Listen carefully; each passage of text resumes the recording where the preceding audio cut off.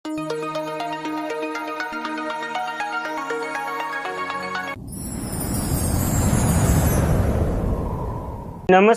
ગુજરાતના અધિકારી મિત્રો, આજે આપણે 31 માર્ચ 2026 નું મોસ્ટ ઇમ્પોર્ટન્ટ કરંટ અફેર એની સાથે સાથે જીકે અને જીએસ વિશે ચર્ચા કરવાના છે।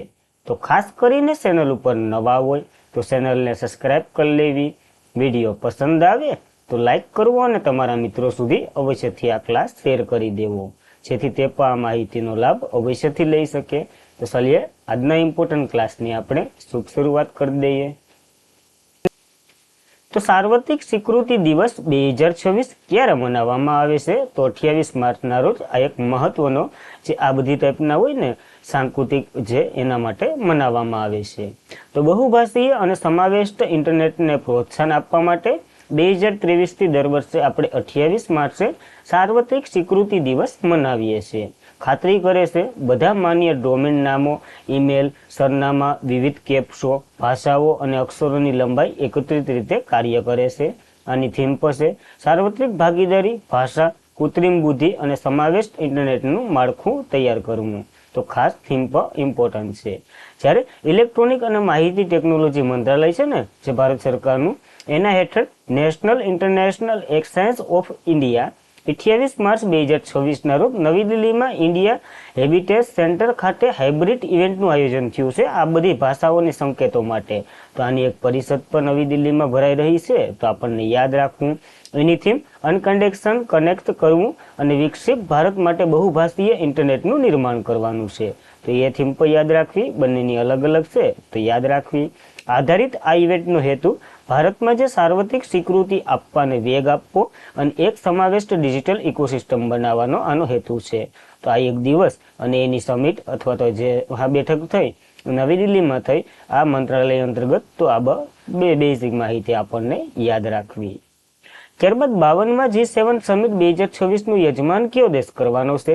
તો આનું યજમાન ફ્રાન્સ કરવાનો છે અને ફ્રાન્સના ઇમેન્યુઅલ મેક્રોને નરેન્દ્ર મોદીને આમંત્રણ આપ્યું। આપણે G7 નો સભ્ય નથી તો એ પણ આમંત્રણ મળ્યું છે, બહુ સારી બાબત છે અને આઈએમપી પ્રશ્ન ગણાશે આપણા માટે। જોઈ લઈએ બધી જ માહિતી। ફ્રાન્સના રાષ્ટ્રપતિ ઇમેન્યુઅલ મેક્રોને ભારતના વડાપ્રધાન ફ્રાન્સના જે 52માં G7 સમિટ 2026માં હાજરી આપવાનું આમંત્રણ મળ્યું છે। આ G7 સમિટ 2026 7 અદ્યતન લોકશાહી દેશો અને તેમના નેતાઓની વાર્ષિક બેઠક છે, જેમાં વૈશ્વિક અર્થતંત્ર, સુરક્ષા, આબોહવા પરિવર્તન અને ભૂ રાજકીય મુદ્દાઓ પર ચર્ચા કરવામાં આવે છે। ફ્રાન્સ 2026માં એવિયન ખાતે આ સમિટ યોજી રહ્યું છે। ગ્રુપ 7 મુખ્યત્વે ઔદ્યોગિક લોકશાહીમાંનું ઔપચારિક મંચ છે। જો હવે મોદીજી ભાગ લેવા જાય ન જાય એ આપણે આગળ જોવાના જ છે। જે બેઠક ભરાય તે આમંત્રણ આવ્યું તો સ્વીકાર્યું। G7 સભ્ય United state of America, United Kingdom, Canada, France, Germany, Italy અને જાપાન વગેરે જેવા દેશો છે। અને ગર્લફ્રેન્ડને જ્યુસ પાયું એવી રીતના આપણને આખું ગામ યાદ રાખીએ તો આપણને યાદ રાખી લેવું। G7ની સ્થાપના 1975માં થઈ હતી, જ્યારે G6 તરીકે એની સ્થાપના થઈ હતી। એમાં કેનેડા પછી 1976માં જોડાયું હતું, એટલે G7 કમ્પ્લીટ થયું। ત્યારબાદ રશિયા 1997માં જોડાયું, જ્યારે G8 બન્યું હતું। પણ હાલ પાછું કેમ G7 બની રહ્યું છે? તો કે યુક્રેન અને રશિયા વચ્ચે જે યુદ્ધ ને કરામતોને બધી હાલતી હતી, એટલે 2014માં G7ના બધી દેશોએ અનુમતિ લઈ અને રશિયાને બહાર કાઢી નાખ્યું હતું, એટલા માટે હાલ G7 છે। કોઈ પણ આનું મુખ્ય મથક નથી। આની બેઠક દર આ 7 દેશો છે ને એમાંથી ગમે એક દેશની પસંદગી કરી લઈ ત્યાં બેઠક ભરાઈ જાય। પહેલી બેઠક 1975માં ફ્રાન્સમાં જ થઈ હતી। તો પહેલી શૈલી બે યાદ રાખવી ઇમ્પોર્ટન્ટ છે। દર વર્ષે આમાંથી કોઈ પણ એક દેશ એમનું બેઠકનું આયોજન કરી લઈ। વાત કરીએ મુજબ તેમાં કેનેડાએ 2025માં આયોજન કર્યું હતું અને 2026નું ફ્રાન્સ કરી રહ્યું છે। ખાસ નંબર એ ઇમ્પોર્ટન્ટ છે, 52મા નંબરની બેઠક છે। ભારત G7નું સભ્ય નથી, જેમ વાત કરીએ મુજબ ભારતને ઇમેન્યુઅલ મેક્રોને આમંત્રણ આપ્યું તો ભારત જાય કે ન જાય એ આપણે જોશું, સમય આવશે ત્યારે। ત્યારબાદ નવા આવકવેરા કાયદાને પ્રોત્સાહન આપવા માટે પ્રારંભ 2026 કયા મંત્રાલયે શરૂ કર્યું છે? તો માસીનું મંત્રાલય એટલે કે નાણાં મંત્રાલયે શરૂ કર્યું છે આ પોર્ટલ અથવા તો જે જોઈ લઈએ તો કેન્દ્રીય નાણામંત્રી પ્રારંભ 2026 શરૂ કર્યું છે। એક રાષ્ટ્રવ્યાપી જાગૃતિ અભિયાન છે, જેનો ઉદ્દેશ્ય નાગરિકોને આવકવેરા કાયદા 2025ની જોગવાઈ વિશે શિક્ષિત કરવો અને માહિતી આપવી કારણ કે આ વેરો છે ને ચેન્જ થઈ ગયો છે. 1961નો જે આવકવેરો હતો ને એને આપણે બદલી અને 2000 કહીએ તો કે 1 એપ્રિલ 2026માં એક નવો કાયદો બનાવ્યો, આવકવેરાનો કાયદો 2025, અને એ લાગુ તો કે એના પછીના વર્ષે એટલે 2026માં થયું હતું. તો બધા પોઈન્ટ ક્લિયર થઈ ગયા છે. કાયદા અમલીકરણ અને પહેલા શરૂ કરવામાં આવેલ વ્યાપક જાહેરાત અને જોડાણ, સંદેશા વ્યવહાર વગેરે સરળ રીતે આપવાની ખાતરી કરે છે. ટૂંકમાં જે નવા જોડાઈ રહ્યા હોય ને એને તો ખાસ આ અભિયાન બહુ મદદ કરશે, કારણ કે તમારે કેવી રીતના રિટર્ન ભરવાનું વગેરે વગેરે આ બધી માહિતી આપવાનું છે. આનું ફૂલ ફોર્મ છે policy reforms and responsible action for mission Vikas Bharat. તો ખાસ આ પ્રારંભનું ફૂલ ફોર્મ છે, તો આપણને યાદ રાખવું. 2026 શરૂ થયું અને આ કાયદો 1 એપ્રિલ 2026થી અમલમાં આવશે. અને કર સાથી એ કરદાતાની સહાય માટે એક AI આધારિત ચેકબોટ છે, તો એ પણ આના જેવું જ છે. તો બંને મિલતા જુલતા હે, તો યાદ રાખી લેવું. જૂના આવકવેરા કાયદો તો કે 1961ને બદલશે. કયો? તો આ નાગરિક આવકવેરો કાયદો 2025 છે ને એ. અને આનો ઉદ્દેશ્ય કરના કાયદાને સરળ બનાવવાનો છે. તો ખાસ ઇમ્પોર્ટન્ટ બની રહ્યો છે. નાણાં મંત્રાલયે શરૂ કર્યું છે પ્રારંભ 2026, તો યાદ રાખવું. ત્યારબાદ ભારતનો કયો પાડોશી દેશ જેને 26 માર્ચ એનો 56મો સ્થાપના દિવસ મનાવ્યો છે? તો બાંગ્લાદેશે મનાવ્યો છે. ખાસ કરીને આપણે યાદ રાખવું પડશે, કારણ કે આપણે તેને આઝાદ કરાવ્યો હતો. બાંગ્લાદેશ સ્વતંત્રતા દિવસ 2026 માર્ચમાં ઉજવી રહ્યું છે. 25 માર્ચ 1931ની મધ્યરાત્રે એટલે અહીંયા 26 માર્ચ તરીકે એમનો સ્થાપના દિવસ મનાવી રહ્યું છે. આપણે કેમ 25 તારીખે હા એમ જ છે એટલે આપણે જાન્યુઆરી આવે ને એને માર્ચ આવે. પાકિસ્તાનની સેના ઓપરેશન સટલાઇટ નામનું એક નિશસ્ત્રીકરણ નાગરિકો જે બાંગ્લાદેશ ઉપર ક્રૂર નરસંહાર કર્યો હતો અને આપણે જ મદદ કરી હતી. હાલ ભૂલી ગયું આ બધી કેમ શું થાય એ કંઈ ખબર નથી પડતી. 26 માર્ચ બાંગબંધ શેખ બંધુ મુજબુર રહેમાને પાકિસ્તાનથી બાંગ્લાદેશને આઝાદ કરી એવું મુક્તિ આંદોલન ચલાવ્યું હતું અને આઝાદી કરી દીધું હતું. ડિસેમ્બર 1971માં પાકિસ્તાન અને ભારત એટલે પાકિસ્તાને ભારત ઉપર હુમલો કર્યો હતો ને આપણે પછાડીને માર્યા હતા. ત્યારબાદ બાંગ્લાદેશને થોડુંક ઉમટું આવ્યું હતું, તે આપણે એને મદદ કરી હતી અને એના માટે ઓપરેશન વિજય આપણે શરૂ કર્યું હતું. તો ખાસ પાકિસ્તાનમાં યુદ્ધ થયું હતું એના માટે ઓપરેશન વિજય અને બાંગ્લાદેશને આઝાદ કરાવ્યું એમાં ઓપરેશન વિજયનો બહુ મહત્વનો ફાળો છે. 16 ડિસેમ્બર 1972ના રોજ હારિયાબાદ પાકિસ્તાન સત્તાવાર રીતે બાંગ્લાદેશને અલગ કરી દીધું અને બાંગ્લાદેશ સ્વાતંત્ર્ય થઈ ગયું હતું. તો હાલ આ બધી ગુણો આપણા ભૂલી જાય, તો આ બધી જોઈએ. હવે તો બાંગ્લાદેશની વાત કરી લઈએ અને આપણે ભારત અને પાકિસ્તાન વચ્ચે અને ભારત અને બાંગ્લાદેશ, કારણ કે તો પૂર્વ પાકિસ્તાનમાં આવતું આ જે પોટો છે એ, તો ખાસ એની બંને વચ્ચે લેડ ક્લિફ લાઇન છે, તો એ પણ યાદ રાખવી. અને સૌથી વધારે આપણે શું કહેવાય જમીની સરહદ આની સાથે ધરાવીએ છીએ કોઈ દેશની વાત કરીએ તો 4096.7 કિલોમીટર સૌથી લાંબી ભૂમિ સરહદ છે, તો યાદ રાખવી પડશે. આપણા રાજ્યોની વાત કરીએ વેસ્ટ બેંગોલ, આસામ, પછી તો કે સિક્કિમ, મેઘાલય, ત્રિપુરા, મિઝોરમ વગેરે જેવા રાજ્યો આની સાથે સરહદ ધરાવે છે. એમાં ત્રિપુરા તો 3 સાઈડથી સરહદ ધરાવે છે. બાંગ્લાદેશની બેઝિક માહિતીની વાત કરી લઈએ. કેપિટલ ઢાકા છે, સલન ઢાકા છે. PM હાલ તો કે તારિક રહેમાન છે. રાષ્ટ્રપતિ મોહમ્મદ શાહબુદ્દીન છે. તો આ બેઝિક માહિતી પણ આપણને યાદ રાખવી. બાંગ્લાદેશના પ્રશ્ન અવારનવાર પૂછાય કારણ કે સરસામાં જ હોય એટલા માટે. ત્યારબાદ તાજેતરમાં જ ગૃહ સુગમ પોર્ટલ કઈ સંસ્થા દ્વારા શરૂ કર્યું છે? તો નેશનલ હાઉસિંગ બેન્કે આ પોર્ટલ શરૂ કર્યું છે. તો જોઈ લઈએ આપણે શા માટે ઉપયોગ થાય. તો નેશનલ હાઉસિંગ બેન્કે રસ્તા, હાઉસિંગ અને ફાઇનાન્સ ડિજિટલ ધિરાણને પ્રોત્સાહન આપવાના ઉદ્દેશ્યથી ગૃહ સુગમ પોર્ટલ શરૂ કર્યું. આ પોર્ટલ ખાસ કરીને સંરક્ષણના કર્મચારીઓ, અર્ધલશ્કરી દળો અને રાજ્ય અને કેન્દ્રના જે સરકારી કર્મચારીઓ હોય ને એને વિકાસ કરવામાં છે, કારણ કે તેમને નિમણૂક સ્થળેથી જે ડિજિટલ રીતે હોમ લોનની પ્રોસેસ એ ઓનલાઈન કરી શકશે. કોઈ ડોક્યુમેન્ટની જરૂર નહીં પડે, બધી ઓનલાઈન અપલોડ કરી દે તો એ હાલશે. એટલે આ સરળ બનશે હોમ લોન આના માટે. એના માટેનું એક પોર્ટલ શરૂ કર્યું છે ગૃહ સુગમ પોર્ટલ નેશનલ હાઉસિંગ બેન્કે. એની વાત કરી લઈએ. એની રચના 1988માં થઈ હતી. હેડક્વાર્ટર નવી દિલ્હીમાં છે અને હેડ તો કે સંજય શુક્લા છે. તો આને શરૂ કર્યું તો ગૃહ સુગમ પોર્ટલ યાદ રાખવું ઇમ્પોર્ટન્ટ બનશે. ત્યારબાદ તાજેતરમાં શરૂ કરાયેલ ભારતીય ગર્ભની પહેલી સેના સંબંધિત છે એ જણાવો. આ પહેલ સેના સંબંધિત છે? તો નવજાત બાળકો સંબંધિત છે, કારણ કે જો મહિલાના ભ્રૂણમાં કેવું બાળક જન્મી રહ્યું છે એ મહિલાને ખબર ન હોય અથવા તો બીજાને ખબર ન હોય, તો એક્સરે કરીએ પછી ખબર પડે એ બાળકમાં કંઈ ખોટ ખાપણ હોય. આપણે કાલ વાત કરી હતી ને, દિલ્હી સરકારે એક જણાવ્યું 56 જેટલા ટેસ્ટો કરી અને પછી જ બેબીને જન્મ આપવાનો. તો એ ટાઈપનું કંઈક છે, એને લાગતું વરગતું છે, જોઈ લઈએ. ભારત સરકાર હેઠળ બાયોલોજીકલ વિભાગના મુખ્ય કાર્યક્રમ અંતર્ગત ગર્ભનિધિ ઇન્ટરનેશનલ એટલે કે આનું ફૂલ ફોર્મ પર છે interdisciplinary group for advance research on birth outcomes એ પહેલ શરૂ કરી છે. આ અદ્યતન વિજ્ઞાન, કૃત્રિમ બુદ્ધિ અને ડેટા આધારિત અભિગમને એકત્રિત કરી માતા અને બાળકના સ્વસ્થ સંશોધનને પરિવર્તન લાવવાનું છે.